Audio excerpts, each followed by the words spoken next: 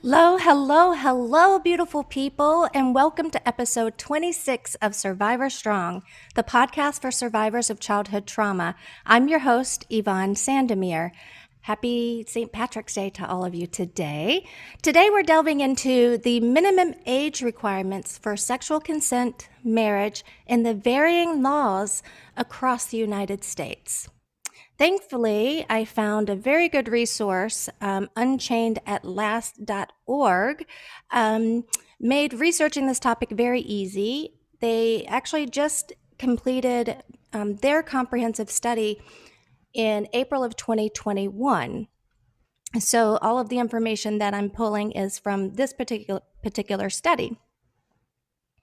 You can always visit their website, which is www.unchainedatlast.org, for more information about who they are and about more information about the state that you live in.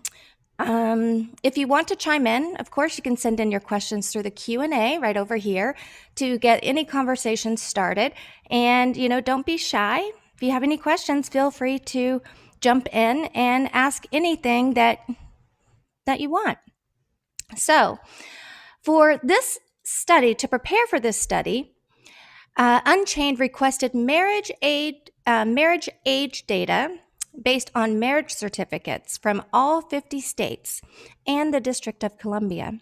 Specifically, Unchained asked for de-identified data on the ages and genders of all people married in that particular state, along with their spouse's age and gender in each year between 2000 and 2018. So just so you know, de-identified data just basically means that there's no information within the documents that could identify individuals. So before we get into the findings, let's clarify a few things here. First of all, before we get into that, I need to make sure that I'm broadcasting here. And I am. Okay, perfect. So before we get into the findings, I want to clarify a few things because there seems to be some confusion, some confusion about what is child marriage. And child marriage is very simple. It's a marriage where one or both parties are under the age of 18. It's considered child marriage whether they have the consent of their parents or not. Underage is underage. And a lot of people also want to know, what is statutory rape versus rape? What's the difference? And why does this matter? So statutory rape is defined by statute as sexual intercourse with a person under the age of consent, whether the person is willing or not. Now, in statutory rape, there's usually no overt force or threat involved. So imagine this is your 15-year-old who wants to date the 20-year-old who says, oh, I'm so in love with this 20-year-old. I am consenting to everything. Whether they say that they are consenting or not, because they are under the age of consent, it doesn't matter. It's still considered statutory rape. Whereas rape is with force, without consent, and is horrific. So you can see the differences between the two. So now let's get into the findings, because this is what was very interesting for me when I started looking into this. So data shows that a minor may marry with parental consent in 44 states. However, with judicial rulings and exceptions, child marriage is basically legal in some capacity in every single state in the United States. And in this study, marriage certificates actually confirmed that children as young as 10 years old have been married between 2000 and 2018. And I'll share a little bit more about this later because I have that broken down. It's very interesting data. And you might be surprised to find that Some states have no minimum age restriction, even with parental consent, meaning a parent can say, hey, this is my 10-year-old daughter. I want her to marry this person. She has my consent. And as long as the parents say it's okay, the state cannot prevent that marriage from moving forward, which is absolutely insane to me when I think about this. I know that a lot of states actually make an exception for minor parties in the event of a pregnancy, which is a whole different issue that we'll get into a little bit later. I just want to kind of go over the data first. So 11 states have no minimum age with parental consent, and those states are California, Idaho, Maine, Mississippi, Michigan, New Mexico, Oklahoma, Rhode Island, Washington, West Virginia, and Wyoming. Only 18 states require judges to consider the minor's best interest when deciding whether or not they should approve these marriages. Think about that. Judges are not required to consider the minor's best interest when they're making this decision. Think about that. How is that possible? How is it possible that only 18 states require and say, okay, judge, you have to consider the minor's best interest when deciding? But then it's these same lawmakers who, want to talk about abortion and get involved in that. But, when they have this minor standing in front of them looking to get married, they don't have to consider what's in their best interest. It's crazy. 7 states permit pregnancy to lower the minimum marrying age. That's Arkansas, Indiana, Maryland, New Mexico, North Carolina, Ohio, and Oklahoma.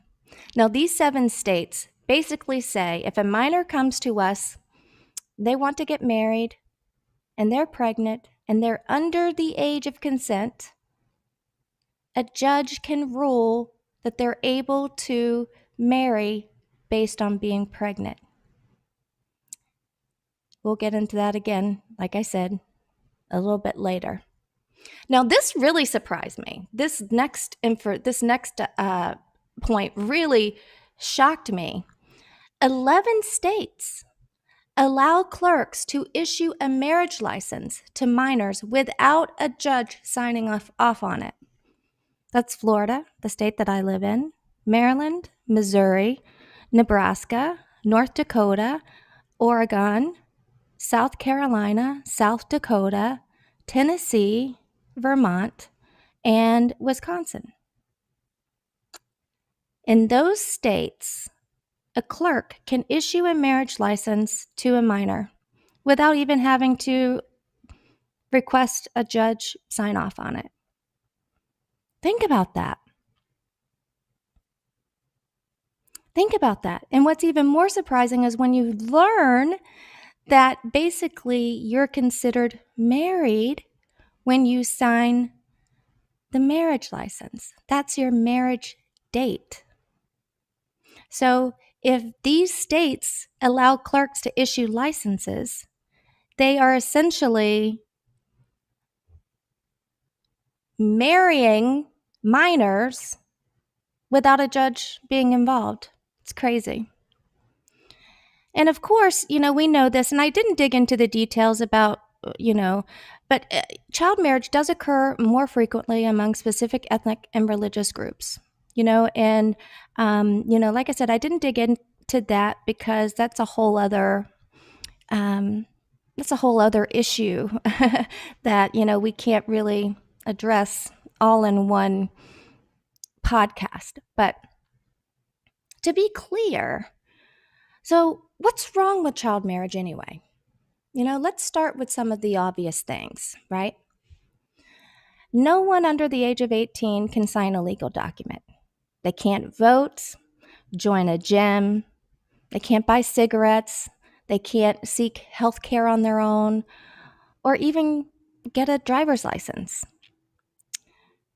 without a parent being there. The minimum age to enter a domestic violence shelter is 18, which leaves an underage spouse largely unprotected against their abusive partners. They can't run, especially if they're in a situation where their parents have forced them to marry. Protecting yourself is nearly impossible if a parent forces you into marriage. If a minor runs away, they're considered a runaway and are usually just returned home to the parents. So minors who are trying to run away from child marriage that's being forced upon them by their parents have to be returned to those same parents because they're a minor. But it's okay if they get married. It doesn't make sense, right? So now on to maybe the not so obvious stuff that maybe you haven't thought about. Marriage to a minor is a guise for abuse and exploitation, and it really has devastating consequences, even if the child is willing. The child may seem willing now, but later on, they realize it's not what they wanted. It's not what they deserved. And I mentioned this a little bit earlier, but a couple is officially married on the date the marriage license is signed, as long as the probate courts receive their certificate within 30 days. And so this speaks to those 11 states who can issue a marriage license to minors without a judge. And so they can get married, and that gives them 30 days to submit and then disappear wherever they want to disappear, run away, hide, who knows? And many states, such as Alabama, no longer even require a ceremony. So they don't even have to show that the community and the family agree and support this marriage. And even more surprisingly, only one spouse must show up to probate court to record the marriage certificate. So that means essentially this adult person, most of the time male, could coerce their minor victim into signing this document. And that minor doesn't even have to be present with the judge to tell them or show them that they signed that document freely and of their own will. They don't even have to show up. And of course, this leaves the minor even more unprotected. And surprisingly, many states actually allow couples to request marriage licenses outside the county where the couple resides. So what would be the purpose of that? Why would you need to go outside of your county to get married? Unless you're trying to hide it from the family, trying to hide it from the people that you know, trying to hide it from those who are around you. You're trying to get away with something. Now, I'm sure there may be other legitimate reasons that any one of you may be able to provide, but in this conversation, I find it difficult to really identify any of those. And in some states, again, such as Alabama, only one parent is needed for consent, effectively shutting out parental rights for one of the parents. So if you have a couple, they're unmarried, divorced, or married, it doesn't matter, and one parent says, yes, she can get married, and the other parent says, no, you just need that one parent to say yes. how is that? How is that in the best interest of our kids? Shutting out one of the parents who may have very valid reasons for not consenting, such as wanting to protect their child. And so a parent can't even prevent and protect their own child from the other parent in these states. One parent says, yep, well, that's it. My time's up. Can't do anything about it. You know, we need to address how, when you think about it, when you really think about it, how parental consent is nothing but legal child sex trafficking. It's illegal to sell our children, right? We can't sell our children, but parents can give them away. Parents can say, okay, I have this minor, I'm going to give them to this adult person to abuse them.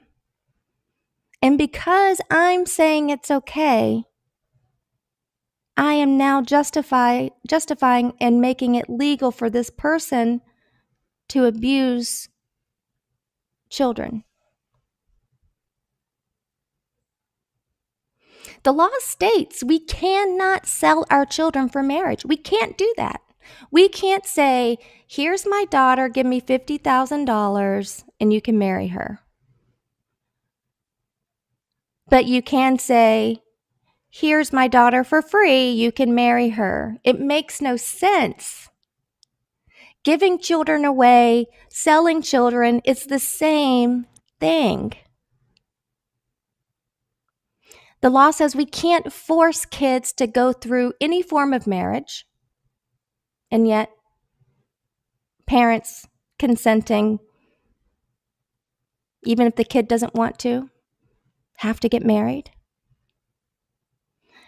And the law also states that you cannot use children for immoral purposes. So how is underage marriage still legal? And how is an adult having sex with children not immoral? And how can wanting to marry a child so you can have sex with that child, how is that not immoral? Because the thing is, the implications of child marriage, that's really what matters. And this is what I want you to really hear.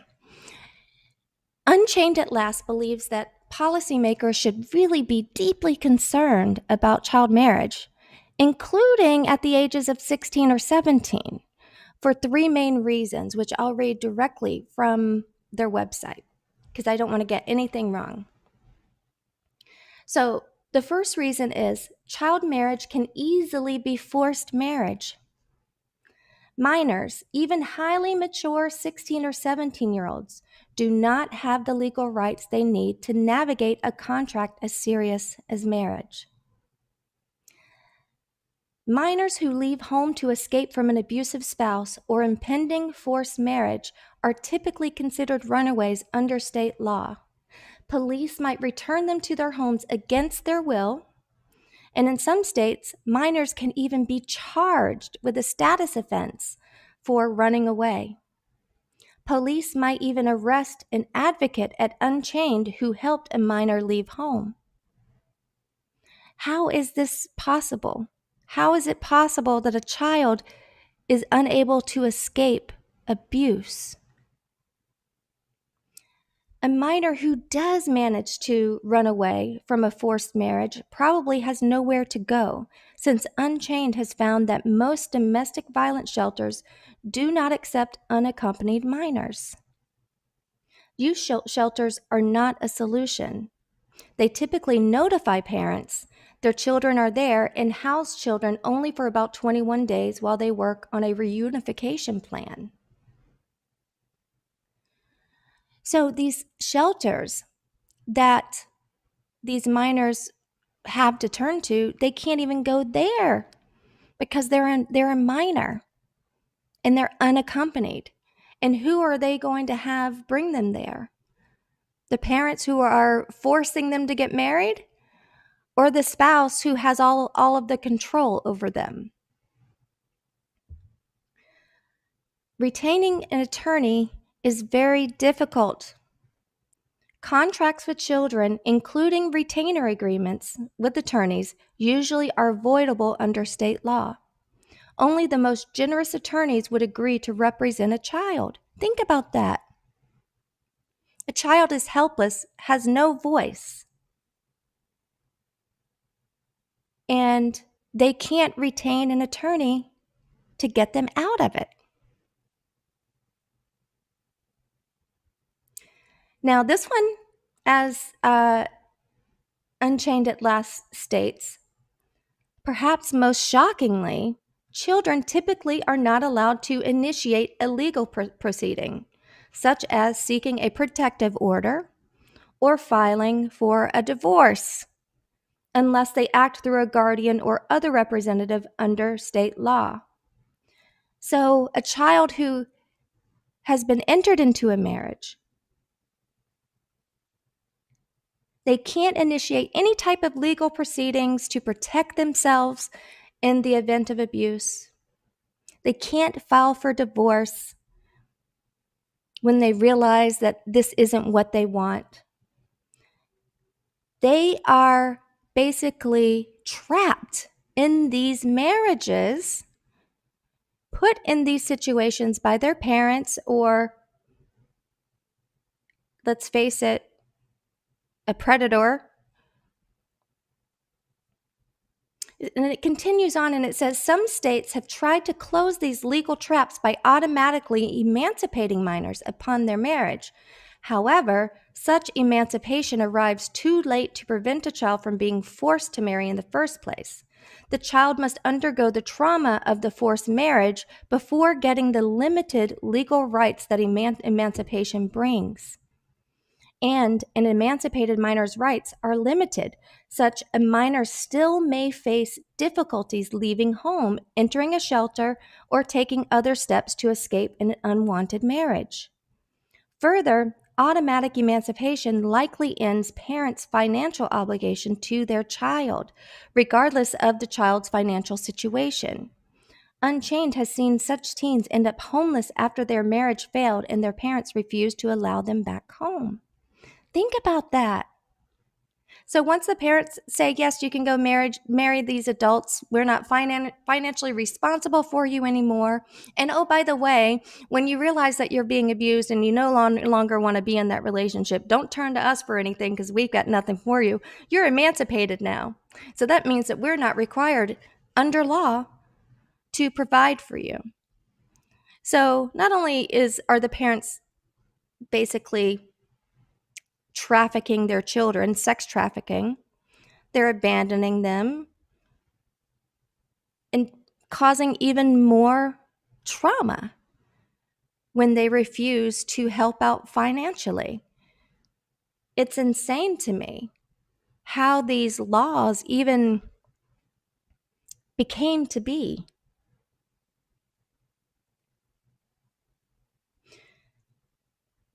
You know, and I just want to remind you, this is still only number one of the 3 reasons why this is such a bad idea. We haven't even gotten to number 2 yet. But number 1 concludes by saying, when children reach out to Unchained to ask for help escaping a forced marriage and learn about their limited options, many despair and turn to suicide attempts. Death seems like the only way out for them. Because if you think about it, it is. It is. They can't do any legal proceedings. They can't go to their parents if their parents have forced them. They're stuck. So the reason number 2 is child marriage is a human rights abuse that destroys American girls' lives. Now, I know I say girls, and I have to say, of course, it's not always, the girls being the minors, but let's face it, that's the majority. Um, let's just face facts here. But marriage before 18, including at 16 or 17, is a human rights abuse, according to the U.S. State Department. It produces devastating, lifelong repercussions for American girls, destroying their education, economic opportunities, and health. It significantly increases a woman's risk of experiencing domestic violence, and it almost always ends in divorce. Almost always. Much less is known about the impact of child marriage on American boys, since most of the children who marry in the U.S. are girls. The research on the impacts of child marriage has been focused on the girls. Like I said, I mean, there are some boys, but, the majority are the girls, and we have to accept the reality of that. The third reason that they give is child marriage undermines statutory rape laws, which is why I wanted to get into what exactly statutory rape is. In most states and under federal law, sex with a child that would otherwise be considered rape, in some cases felony rape, becomes legal within marriage. In those situations, the marriage license becomes a get out of jail free card for a child rapist. In some states, statutory rape remains a crime within marriage. The marriage is legal, but sex within the marriage is rape. In those situations, the state that issues the marriage license sends a child home to be raped. Think about that. They're allowing marriage even though they know that allowing the marriage violates the sexual consent laws. As this study showed, 60,000 marriages since 2000 occurred at an age or spousal age difference that should have been considered a sex crime. And 88% gave a rapist a get out of jail free card, while 12% sent a child home to be raped. Either way, the state made a mockery of its statutory rape laws.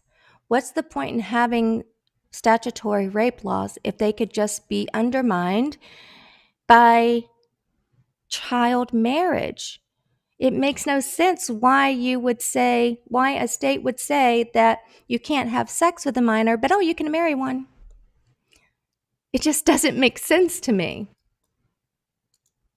Really.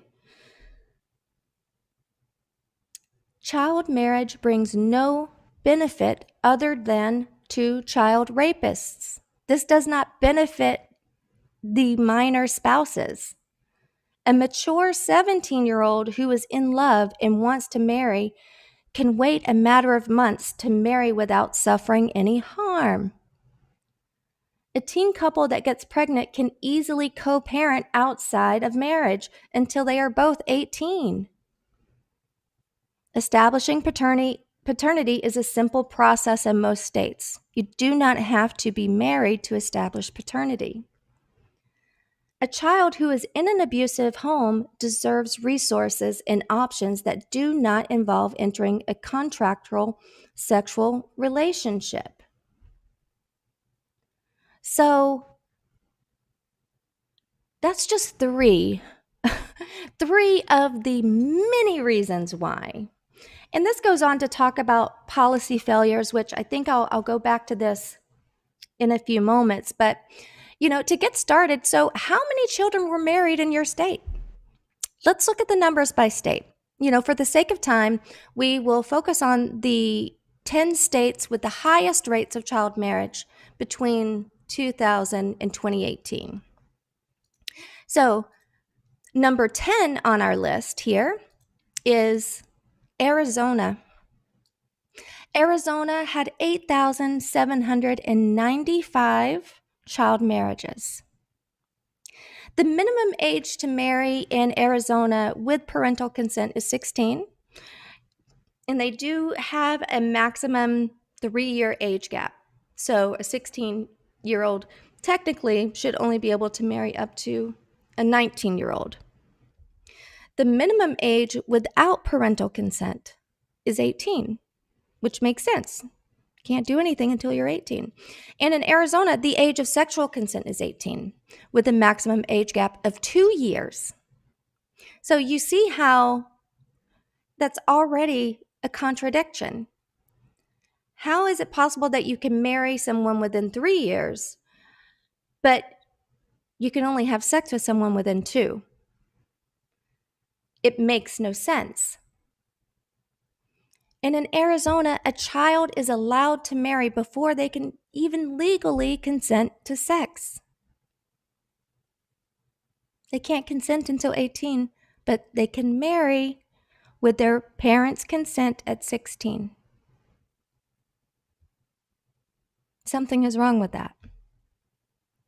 Number 9 on the list is Alabama. Alabama had 9,166 child marriages. The minimum age to marry with parental consent in Alabama is 16. And in Alabama, they actually require parental consent from both parents, which I think is a beautiful thing. The minimum age without parental consent is 18.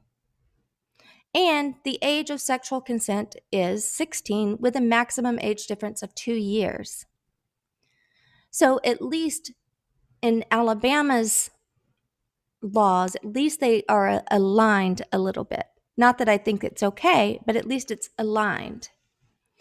And in Alabama, the law states that the maximum age difference can be only 3 years.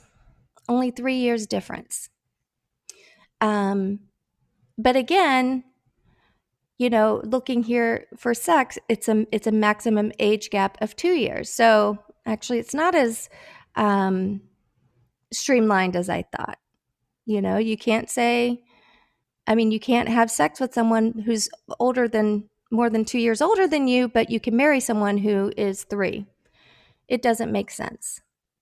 Now, the youngest person married in Alabama between 2000 and 2018 was 13 years old. 13. And the largest age gap that they found was 60 years. And that's when a 74-year-old man married a 14-year-old girl. What happened to that 2 or 3 year age gap? What happened to that? Number 8 on the list is Tennessee. Tennessee had 9,783 child marriages between 2000 and 2018. The minimum age to marry with parental consent is 16, and you have to be 18 without your parents' consent. The age of sexual consent is 18 years old with a 4-year age difference. Okay, so here we go again. You can marry at 16, but you can't agree to have sex until 18. The youngest person married in Tennessee was 13 years old. 13. And in Tennessee, more than 1,950 of those marriages in 2014 had age gaps large enough to constitute a sexual crime. But it's undermined because the marriage is legal. Number 7 on our list is Georgia. Georgia has 10,123 child marriages. With consent, the minimum age is 16. Without consent is 18. And the age of sexual consent is 16 years old. Between 2000 and 2018, up to 17% of Georgian women married before the age of 18. 17%. And what's interesting is Georgia has a law that states that cohabitation with a person under 16 years old shall be punishable by up to 3 years in jail unless married. You hear that? Unless married. So again, you can just marry your victim and don't have to worry about getting thrown in jail or paying for what you've done. Number 6 is Kentucky. Kentucky had 11,251 child marriages. The minimum age to marry with or without parental consent is 18 years old in Kentucky. However, the vast majority of the marriages that they found were marriages between a minor and an adult. And the largest age gap was 35 years. Sexual consent, the age for that is 16. And surprisingly, a child may marry as young as 16 or younger than 16 if they're pregnant and a judge approves. So they just completely overlook that the 16-year-old is pregnant, which was caused by either statutory rape or rape, but they just brush that aside because they want to get married. It makes no sense. Now, number 5 on the list is North Carolina. North Carolina had 12,637. The minimum age with parental consent is 16 to get married. Without is 18, and the age of sexual consent is 16, with a max age gap of 4 years. But here's what's interesting. North Carolina is actually known as the place for adults to marry kids, reflecting the high number of out-of-state requests recorded.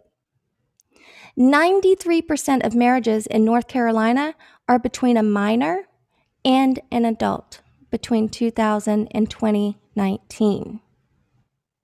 The maximum age gap allowed for 16 to 17-year-olds is 4 years. However, the largest age gap that they found in this state was 32 years when a 49-year-old married a 17-year-old girl.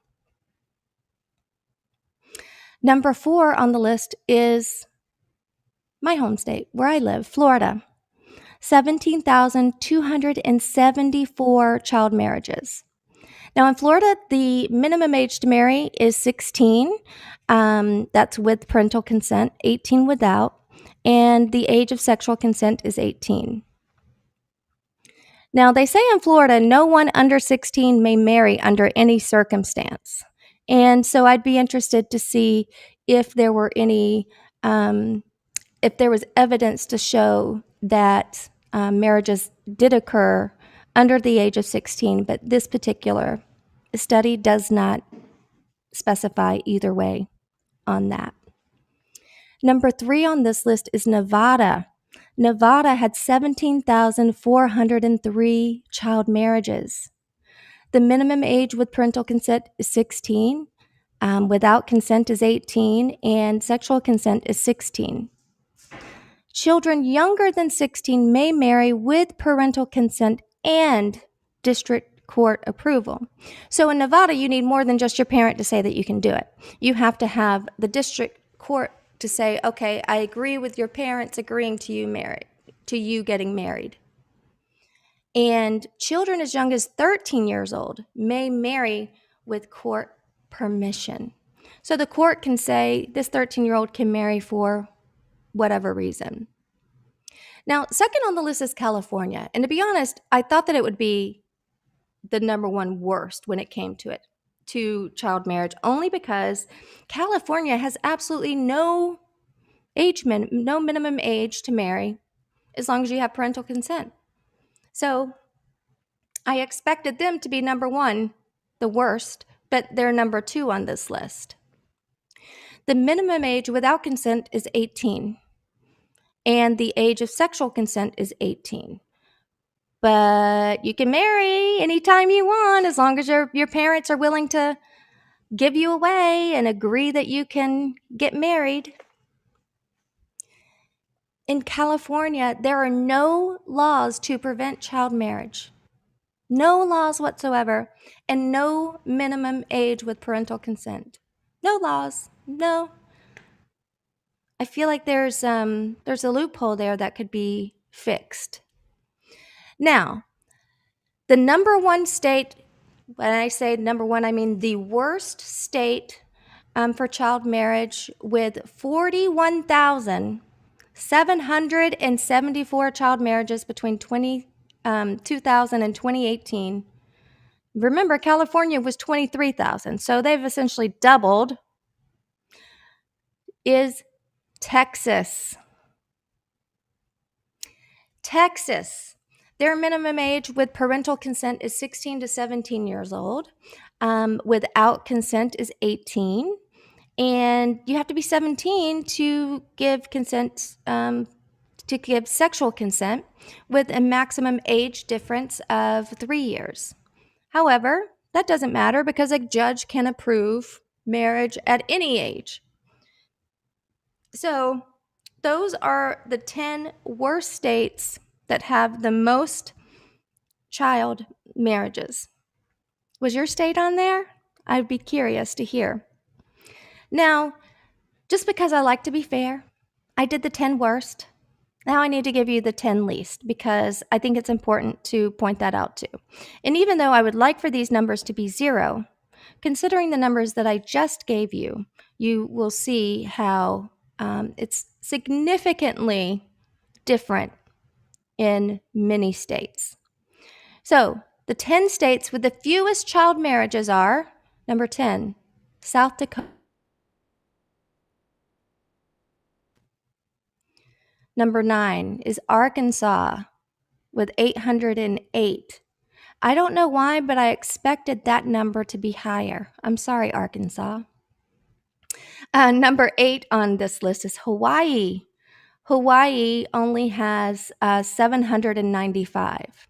And the interesting thing about Hawaii is the age of consent, the age of marriage with consent is 15 in Hawaii. And they have very few child marriages. Montana is number 7, and they have 469. Number 6 is North Dakota with only 306. Number 5 is Vermont with 272. Delaware is number 4 with 219. Number 3 on the list is New Hampshire with 206, which I was very surprised to find out that up until recently, you could marry at the age of 13 in New Hampshire with parental consent. I believe it's recently been increased to 16, but for a long time, 13 with the consent of your parents. Number 2 on this list is Rhode Island with 171, and Washington, D.C. only had 77. So I know that's a lot of information that I just gave you. So I know that I kind of read to you a little bit from the website, but just to kind of a recap, why do these laws need to be changed? And it's because the reality is that many of these marriages aren't between two 17-year-olds who are madly in love and just can't wait to start their lives together. It's between an adult and a minor, usually a significant age difference. And there's no reason why it should be allowed.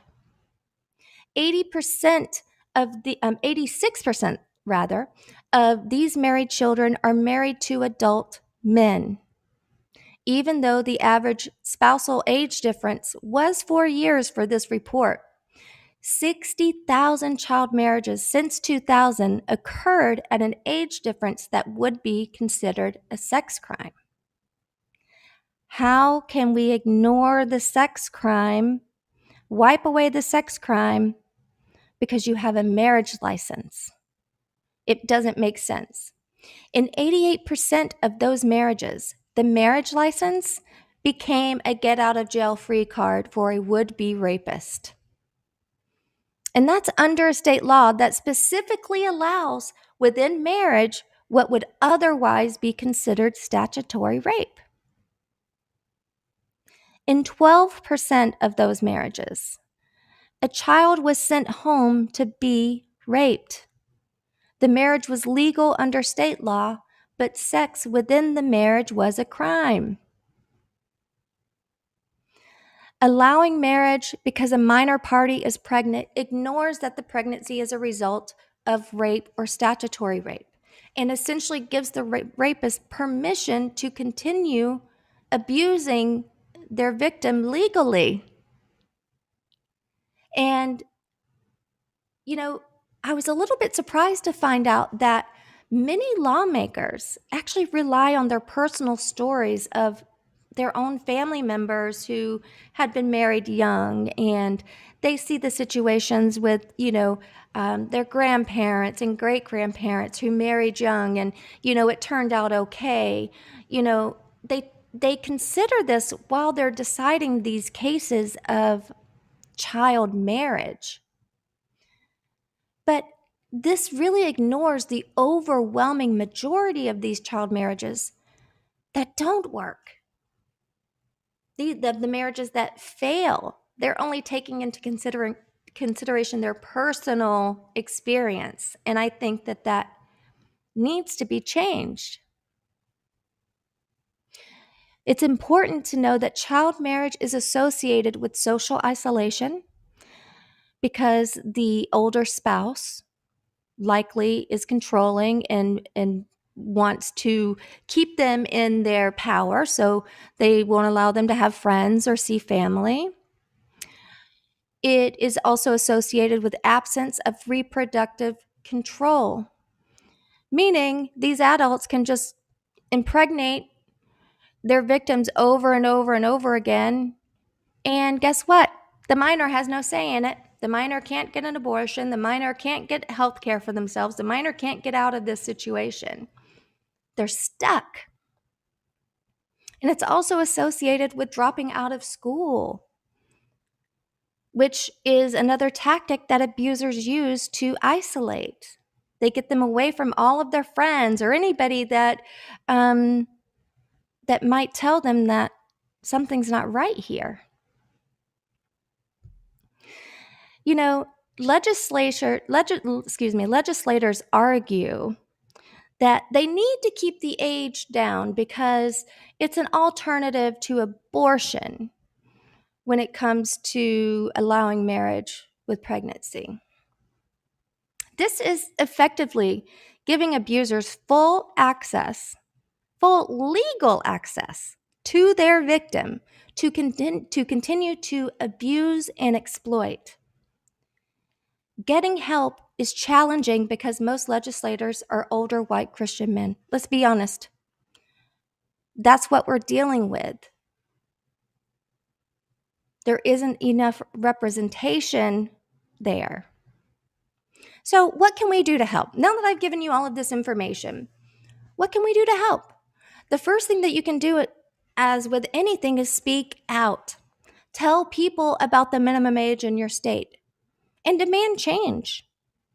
Contact your legislators, contact your local government agencies, and talk about this and see what can be done to make changes. You want to report any child marriage around you to the proper authorities. Don't worry about hurting feelings. Don't worry about ruffling feathers. Report any child marriage because it's the right thing to do. And you want to educate friends and family in your community about why it's harmful. Early marriage destroys kids' lives. Many child brides regret their decision later in life and discourage against it, this study shows. They recall missing out on their teen years and because of that suffer from social isolation. And this goes back to losing reproductive control, being barefoot and pregnant all the time because they have no control over when and how they get pregnant. You can become a volunteer at UNICEF. There are other organizations out there, but that's one that I know does a lot of work. But you can also just promise never to be a part of any event that promotes child marriage. If you know someone who is consenting to their child getting married and they invite you, sorry, I can't do that. I can't be a part of that. It's not right. And don't be afraid to speak out to your friends and family members if they suggest such a crazy idea. Protect that child. Don't just let these parents get away with doing what they're doing because you're afraid to speak up and you're afraid to speak out. So, before I go, I want to break down these numbers a little bit more to kind of give you an idea of what we're talking about when we're talking about child marriage.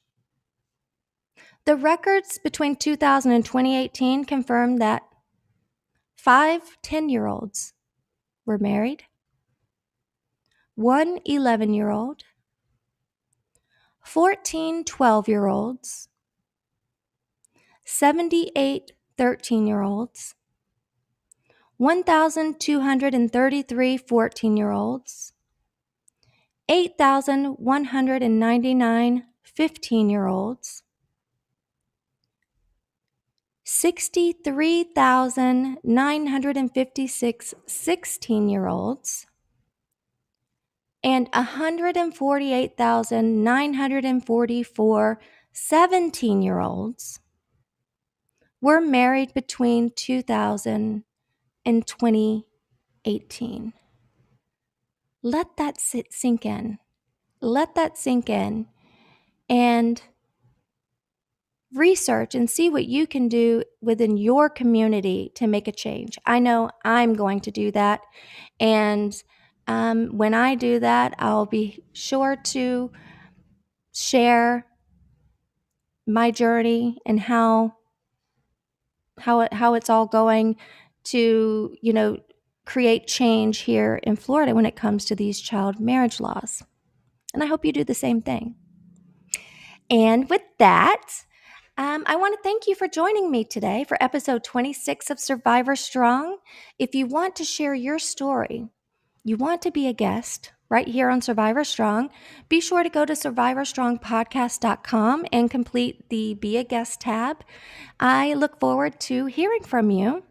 We will be back in 2 weeks at 11 a.m. Eastern Standard Time to continue our conversation with Julie Bond Blank about the 8 types of abuse and much, much more. So make sure you join us live right here on Fireside, YouTube, and Facebook. You don't want to miss it. It's going to be a really interesting conversation. And remember, everyone, you got this. We are all in this together.